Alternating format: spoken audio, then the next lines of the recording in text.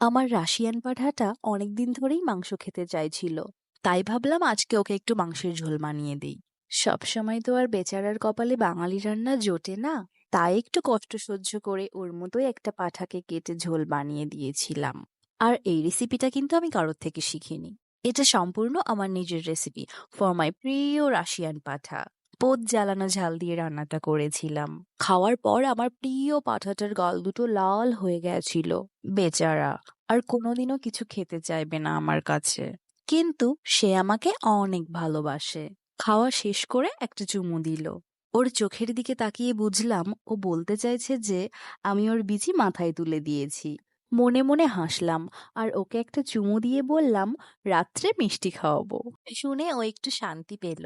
তারপর দুজন মিলে শহরের এই উষ্ণতম দিনে ভালোবাসায় হারিয়ে গেছিলাম। ওর লাল লাল গাল আর গোল্ডেন কালারের বাল আমাকে ভীষণভাবে মুগ্ধ করছিল। সেই দুপুরে আমার চোখে লেখা ছিল ওর সর্বনাশ। প্রহর শেষের আলোয় রাঙা সেদিন চৈত্র মাস, আমার চোখে দেখেছিল সে তার সর্বনাশ।